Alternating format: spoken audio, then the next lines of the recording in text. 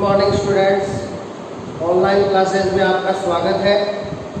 Last class में अपन ने complete किया था मुक्तमूलक योगात्मक बहुलीकरण। बहुलीकरण की दो विधियां बताई थी अपन ने, योगात्मक बहुलीकरण और संघनन बहुलीकरण। योगात्मक बहुलीकरण में जो एकल इकाई को सक्रिय करने वाला प्रारंभिक पदार्थ है, उसके आधार पर योगात्मक बहुलीकरण को बताया था दो प्रकार, मुक्तमूलक और आयनिक। मुक्तमूलक योगात्मक बहुलीकरण अपन कर चुके हैं लास्ट क्लास में। आज अपन स्टार्ट करते हैं आयनिक योगात्मक बहुलीकरण।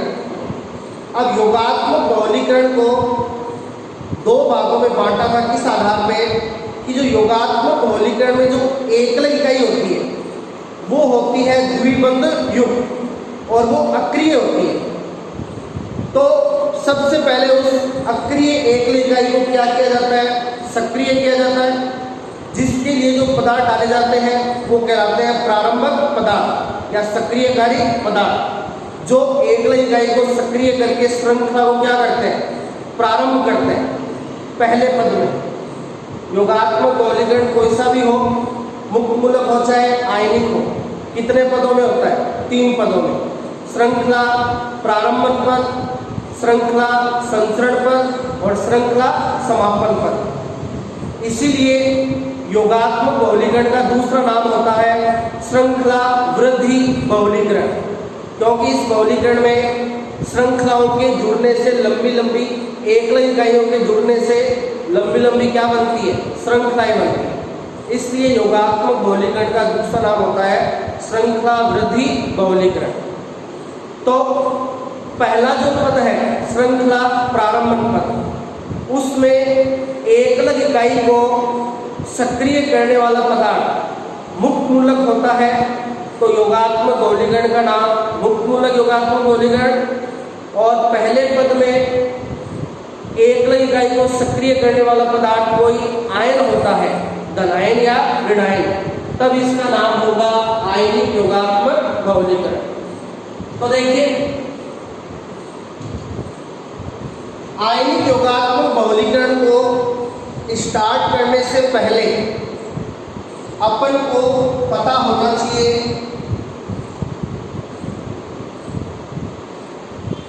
प्रेरणिक प्रभाव के बारे में।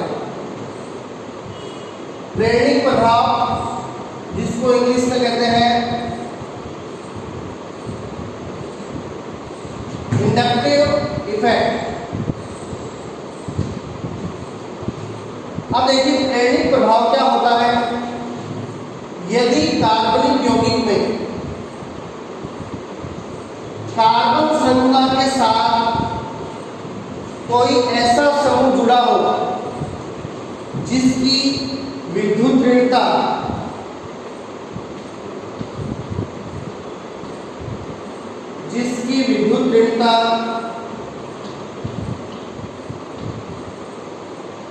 कार्बन से क्या हो, अधिक हो, तो ये जो समूह है वो किससे जुड़ा है, कार्बन से।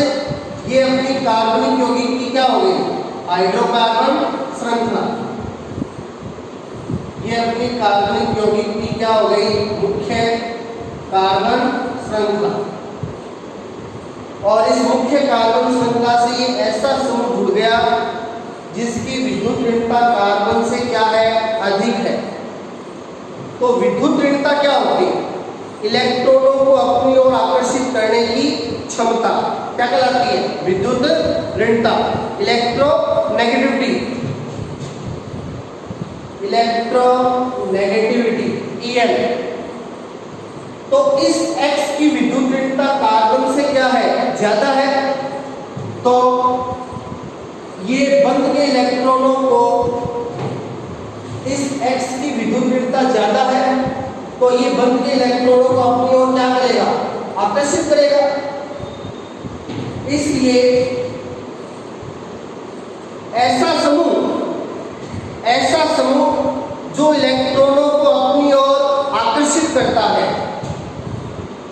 ऐसा समूह जो इलेक्ट्रॉनों को अपनी ओर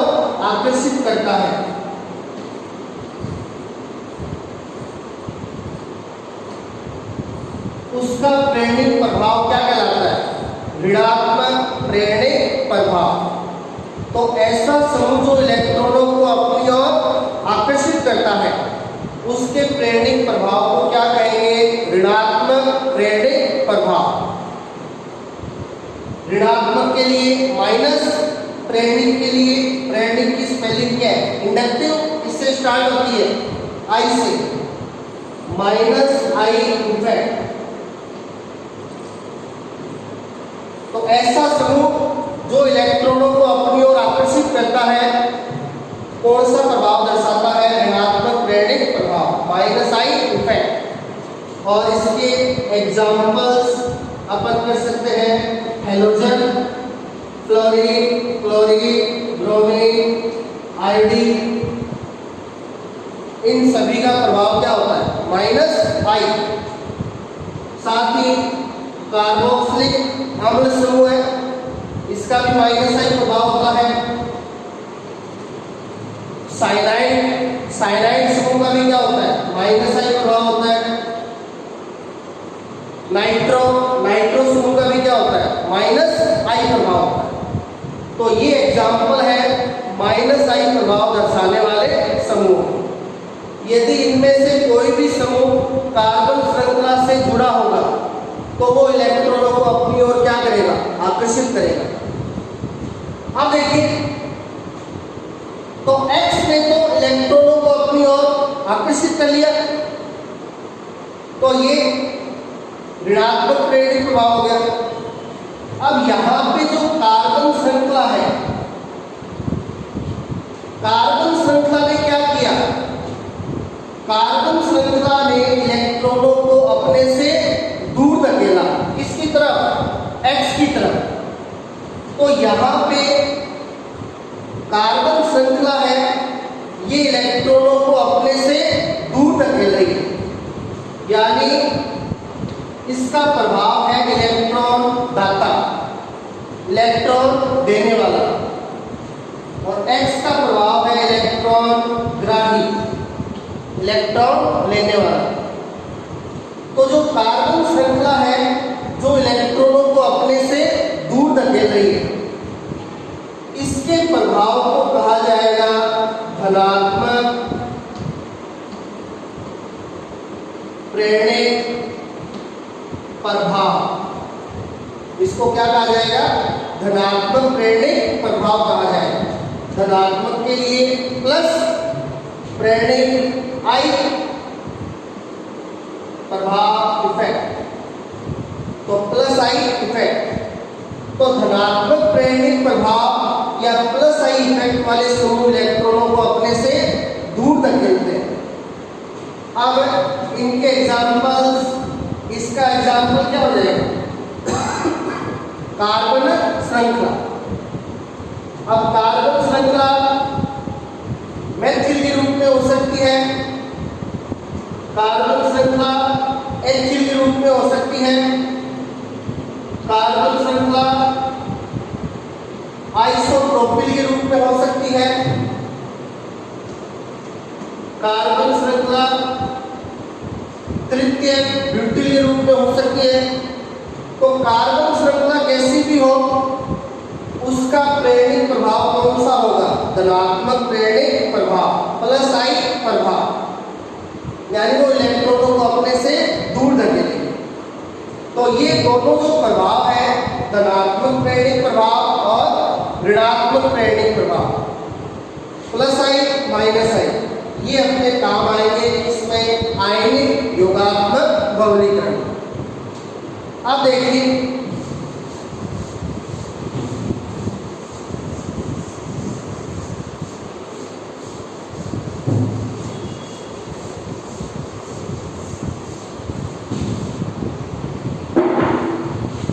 आयनिक योगात्मक बहुलीकरण।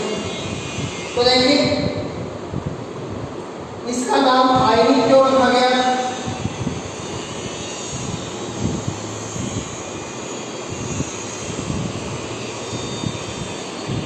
क्योंकि इसमें एकल इकाई को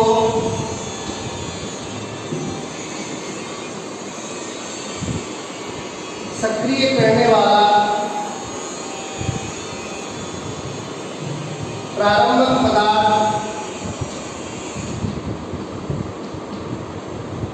कौन होता है? आयन होता है। अब आयन दो होते हैं, धनायन और ऋणायन।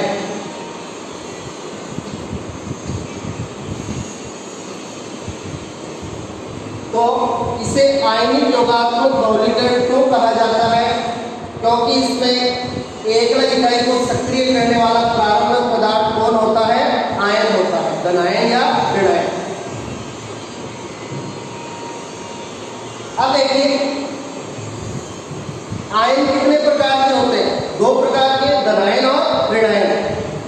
तो यहाँ एकल इकाई को सक्रिय करने वाला प्रारंभिक पदार्थ धनायन भी हो सकता है और ऋणायन भी हो सकता है। तो इस आधार पर आयनिक योगात्मक बहुलीकरण कितने प्रकार का होगा? दो प्रकार। पहला धनायनिक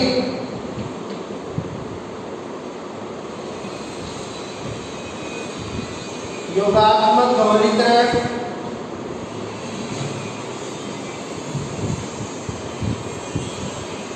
और दूसरा ऋणायनिक योगात्मक बहुलीकरण। तो धनायनिक योगात्मक बहुलीकरण में प्रारंभिक पदार्थ होगा धनायन और ऋणायनिक योगात्मक बहुलीकरण में प्रारंभिक पदार्थ होगा ऋणायन। अब इन दोनों को अपन बारी बारी पढ़ेंगे।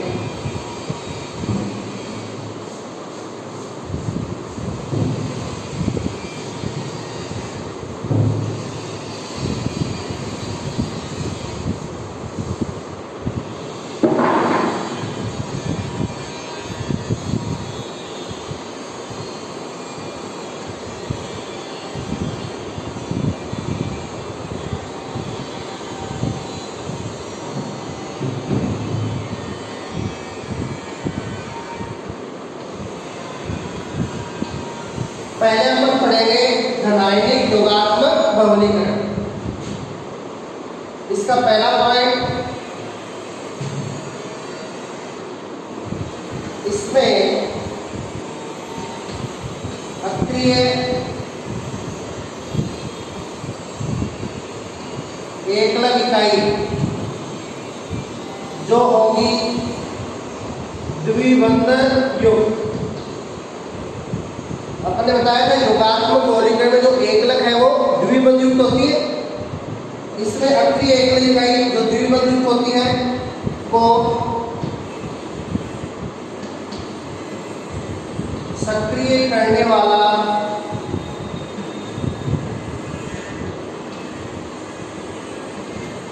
प्रारंभिक पदार्थ कौन होगा? धनायन।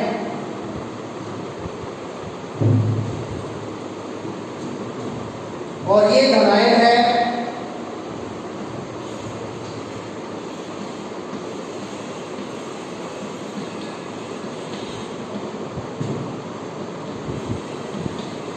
ये धनायन किससे प्राप्त होगा? लुईस अम्ल से प्राप्त होगा। तो लुईस अम्ल है वो यहाँ पे उत्प्रेरक की भूमिका में होता है। तो यहाँ पे अक्रिय एकल इकाई को सक्रिय कौन करेगा?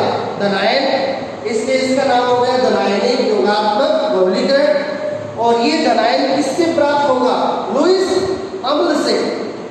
तो यहाँ लुईस अम्ल किसकी भूमिका में होगा? उत्प्रेरक की भूमिका में।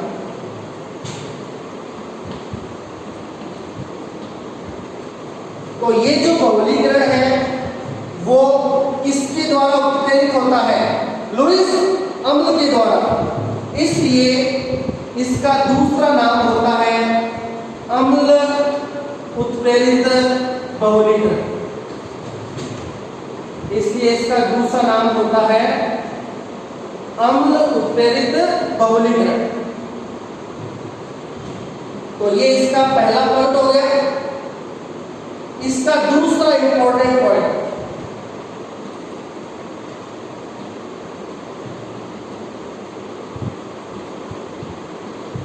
इस बहुलीकरण द्वारा ऐसी एकलक इकाई का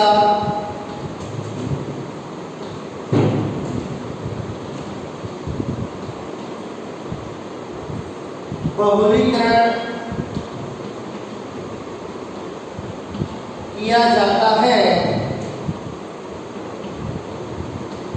जिसमें द्विबंधित कार्बन से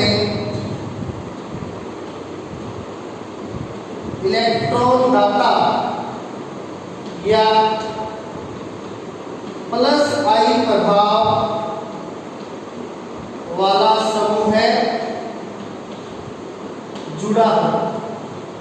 तो ये यहाँ पे एक और इम्पोर्टेंट पॉइंट है कि जो धनायनिक योगात्मक बहुलीकरण है, अम्ल उत्प्रेरित बहुलीकरण, इसके द्वारा किस प्रकार की एकल इकाई का बहुलीकरण किया जाएगा। अपन ने जो लास्ट योगात्मक बहुलीकरण पढ़ा था, मुक्त मूलक योगात्मक बहुलीकरण, उसकी एकल इकाई की क्या खासियत थी? वहां एकल इकाई ऐसी थी जिसमें द्विबंधित कार्बन से किसी भी प्रकार का समूह नहीं जुड़ा होता, जैसे एथीन। यहाँ एकल इकाई की क्या खासियत है? इस बहुलीकरण द्वारा ऐसी एकल इकाई का बहुलीकरण किया जाता है जिसमें द्विबंधित कार्बन से इलेक्ट्रॉन दाता समूह, या इलेक्ट्रॉन दाता मतलब इलेक्ट्रॉन अपने से दूर धकेलने वाला, तो कौन सा प्रभाव हो गया? प्लस आई प्रभाव वाला समूह जुड़ा।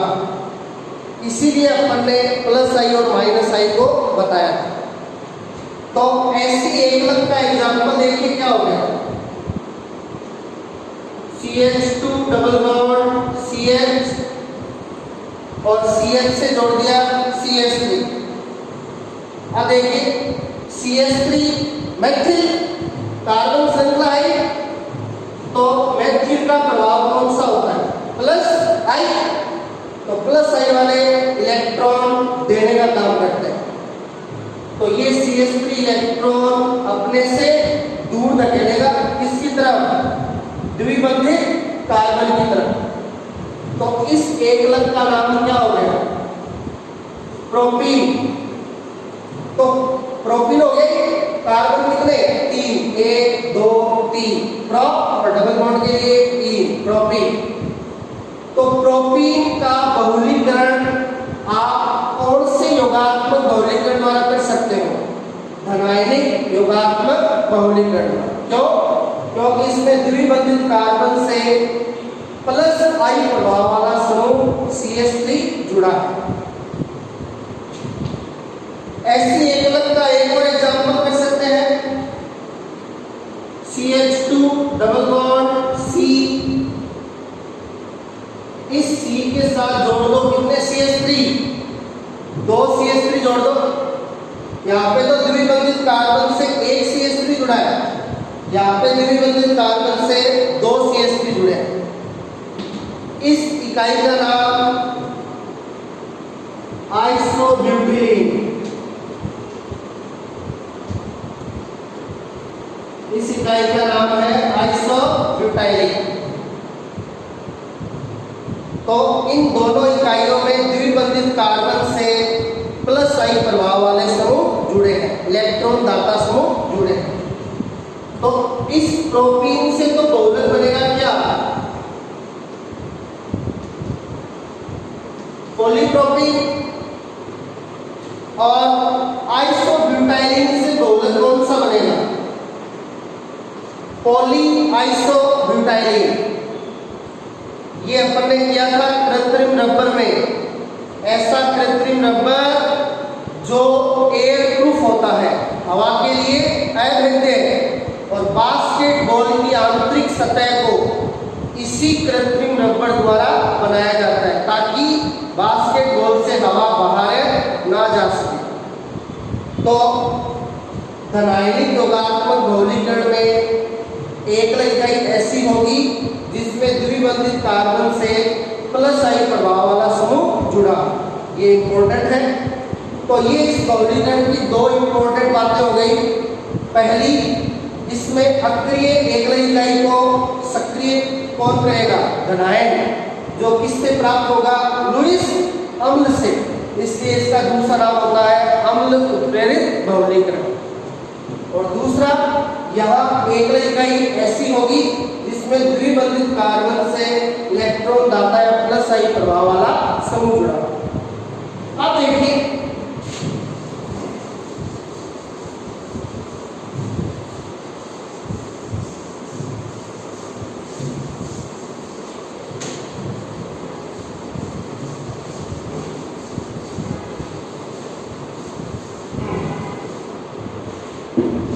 अपन ने कहा था योगात्मक बहुलीकरण कोई सा भी हो, मुक्त मूलक हो चाहे आयनिक हो, कितने पदों में संपन्न होता है? 3 पदों में, श्रृंखला प्रारंभन पद, श्रृंखला संचरण पद और श्रृंखला समापन पद। तो यहाँ पे पहला पद अपन करेंगे श्रृंखला प्रारंभन पद। तो इस पद में जो अक्रिय एकलक है उसको सक्रिय करेगा कौन? धनायन, जो किससे प्राप्त होगा? लुईस अम्ल से। तो देखिए लुईस अम्ल के रूप में ले लिया AlCl3, ये हो गया आपका लुईस अम्ल, जो यहां काम करेगा किसका? उत्प्रेरक का। और ये जो लुईस अम्ल है उत्प्रेरक, वो सह उत्प्रेरक के साथ मिलकर जल यहाँ पे किसका काम कर रहा है? सह उत्प्रेरक का। जल यहाँ पे काम करेगा किसका? सह उत्प्रेरक का। तो इन दोनों के बीच क्रिया होगी, कैसे देखिए? जल है उसमें होता है H+ और OH-। अब लुईस अम्ल क्या होता है? लुईस अम्ल ऐसी स्पीशीज होती है जिसके पास इलेक्ट्रॉन की कमी होती है। लुईस अम्ल ऐसी स्पीशीज होती है जिसके पास इलेक्ट्रॉन की क्या हो? कमी हो। अब इसके पास इलेक्ट्रॉनों की क्या है? कमी है। इसका अष्टक क्या होता है? एप्रोड। तो इसके पास इलेक्ट्रॉनों की कमी है, तो AlCl3 किससे जुड़ेगा? जल के OH- से। तो इसके पास इलेक्ट्रॉनों की कमी है, इसलिए ये जुड़ जाएगा OH- से।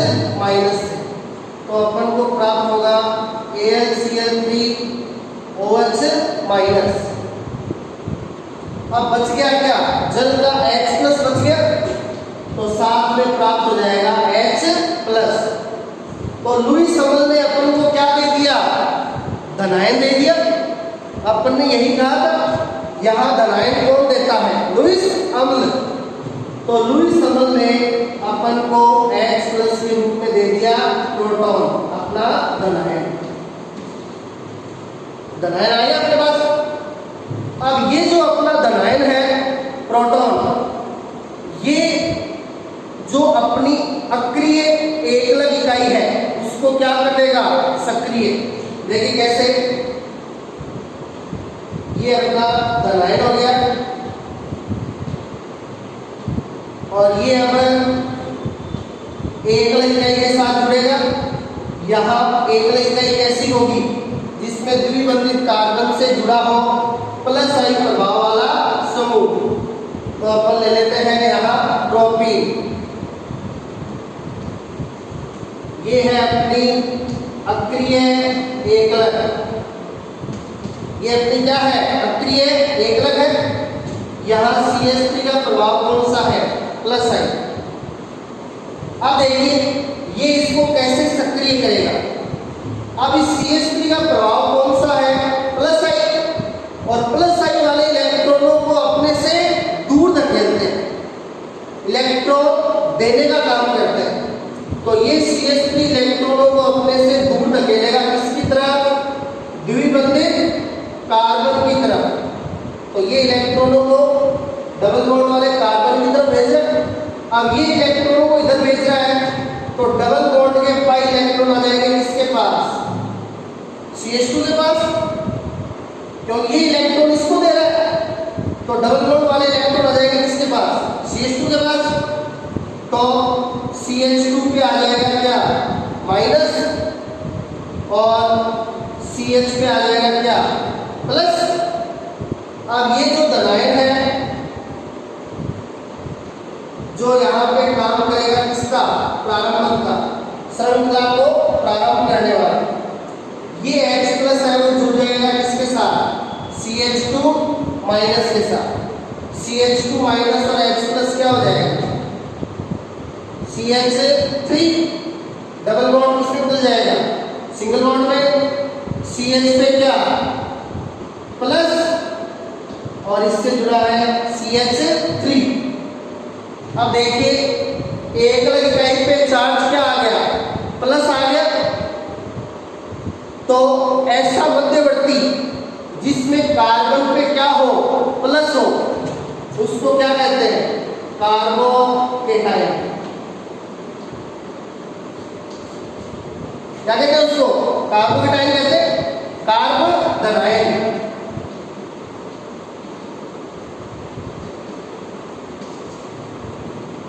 अपन ने किया था लास्ट क्लास में मुक्त मूलक योगात्मक बहुलीकरण। वहां पे कार्बन पे निशान था किसका? डॉट का, और पूरी श्रृंखला पे किसका निशान चला था? डॉट का निशान चला था, इसलिए उसको मुक्त मूलक योगात्मक बहुलीकरण कहा था। इस योगात्मक बहुलीकरण का नाम है धनायन, यानी यहाँ पे श्रृंखला पे निशान किसका चलेगा? धनायन का। तो देखो धनायन का निशान आ गया, यानी अपनी श्रृंखला क्या हो गई? प्रारंभ हो गई। अपनी जो अक्रिय एकलक थी वो क्या हो गई? सक्रिय हो गई। अब ये धनायन का निशान है वो आगे से आगे बढ़ता जाए। तो ये अपना यहाँ पहला पद है, श्रृंखला प्रारंभन पद। अब देखिए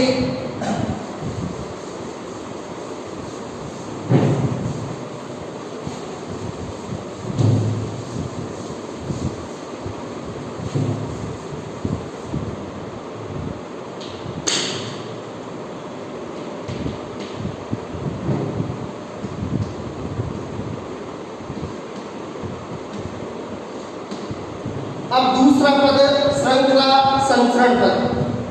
यहाँ पे श्रृंखला क्या होगी? लंबाई में वृद्धि करेगी, और वो कैसे होगा? इसके साथ और एक इकाइयां जुड़ेंगी तभी होगा। तो देखिए इसको ले लेते हैं अपन को श्रृंखला प्रारंभक पद में प्राप्त हुआ था CH3, CH, CH3 और CH पे प्लस।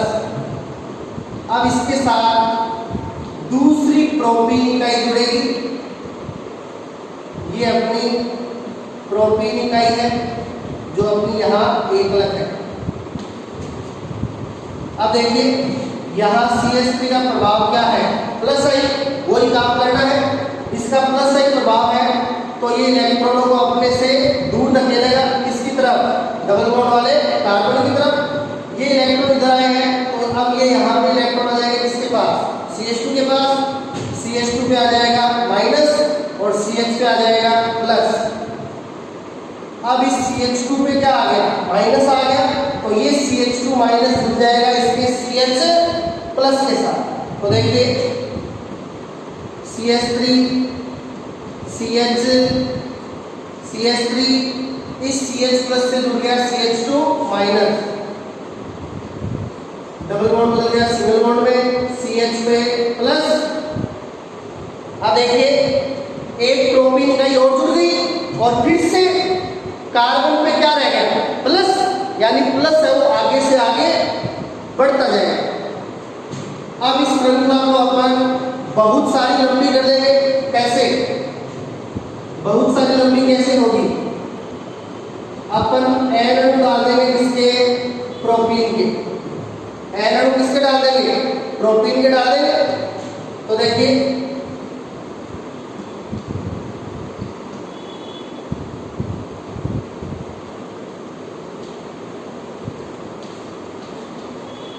ये N अणु जुड़ गए प्रोपीन के, और प्लस आवेश को दिखाने के लिए एक एकलक को बाहर निकाल दो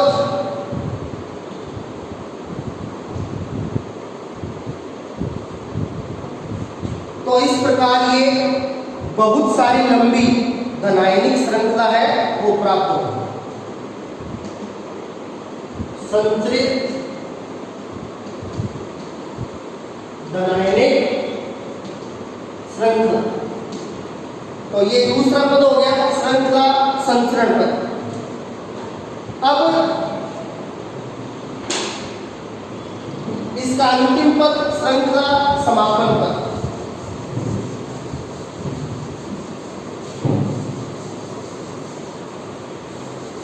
अब श्रृंखला को समाप्त करने का मतलब क्या है? अपन ने मुक्त मूलक योगात्मक बहुलीकरण किया था, वहां पे श्रृंखला को समाप्त करने का मतलब क्या था? डॉट के निशान को खत्म करना था। और यहाँ है धनायनिक, यानी यहाँ पे निशान किसका चल रहा है? धनायन का। तो यहाँ पे जैसे ही धनायन का जो निशान है वो समाप्त हो जाएगा तो श्रृंखला अपने आप रुक जाएगी। तो देखिए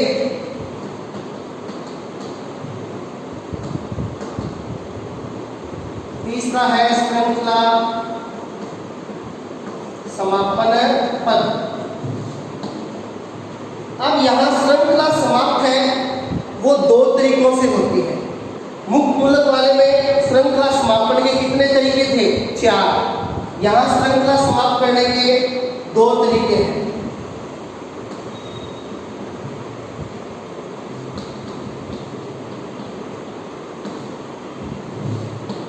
पहला तरीका है स्वाभाविक समापन।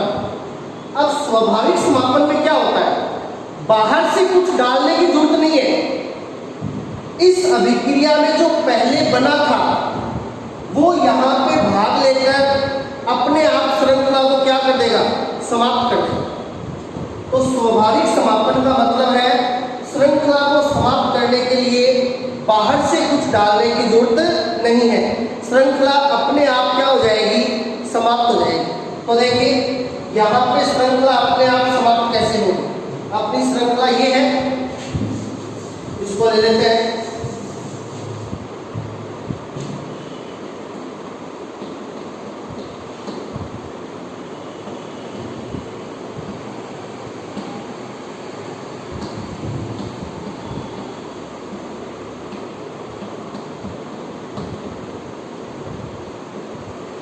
ये अपनी धनायनिक श्रृंखला हो गई। अब आपको याद होगा इसके श्रृंखला प्रारंभक पद में H+ के साथ क्या बना था? AlCl3OH-।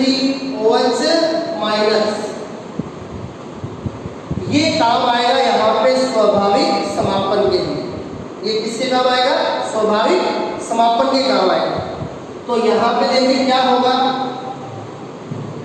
ये जो हाइड्रोजन है ये हाइड्रोजन अपने इलेक्ट्रॉन दे देगा यहाँ पे।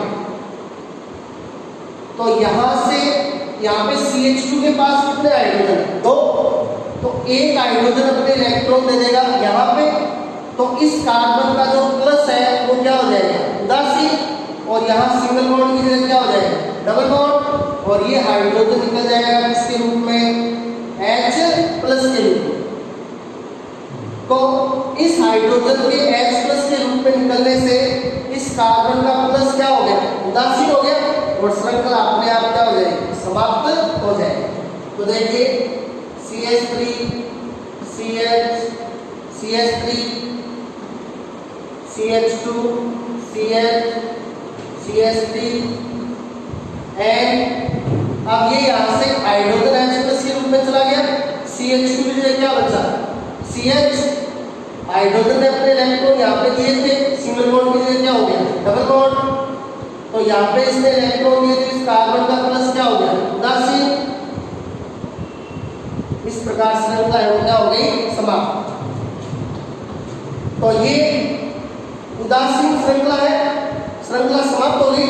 और ये अपन को प्राप्त हो गया बहुलक। इसमें प्रोपीन के बहुत सारे अणु जुड़े हैं, इसके बहुत सारे अणु जुड़े हैं प्रोपीन के। तो ये अपना बहुलक आ गया पॉलीप्रोपीन। ये अपना बहुलक आ गया क्या? पॉलीप्रोपीन। अब देखिए यहाँ से जो H+ निकला है ये H+ क्या करेगा? ये H+ जुड़ जाएगा इसके साथ OH- के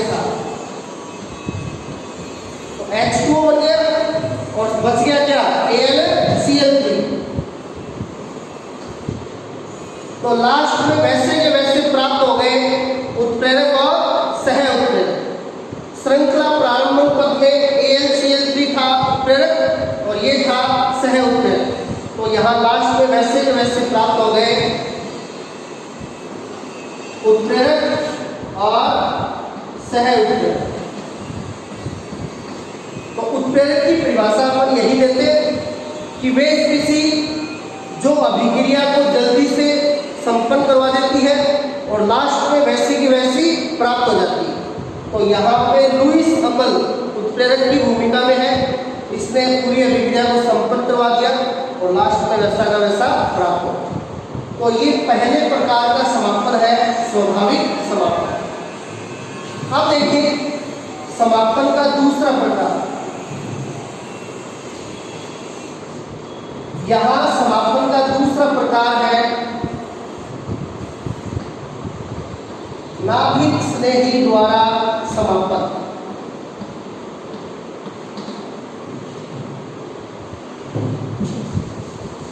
किसके द्वारा समापन?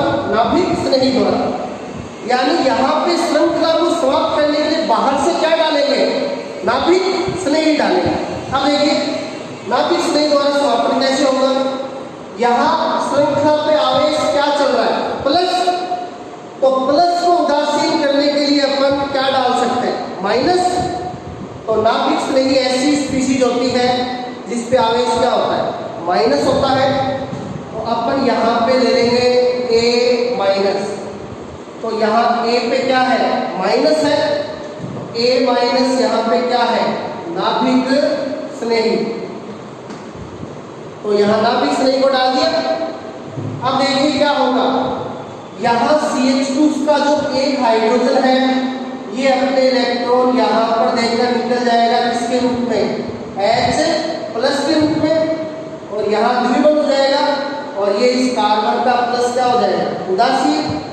और ये जो H प्लस है वो जुड़ जाएगा A माइनस नाभिक स्नेही से। तो A माइनस और H प्लस क्या हो गया? H। और इधर ये श्रृंखला क्या हो गई? उदासीन। और अपन को प्राप्त हो गया बहुलक पॉलीप्रोपिन। तो ये समापन का दूसरा तरीका है यहाँ किसके द्वारा? बाहरी नाभिक स्नेही द्वारा। तो ये अपना कंप्लीट हो गया धनायनिक योगात्मक बहुलीकरण। कल अपन करेंगे ऋणायनिक योगात्मक बहुलीकरण। Thank you.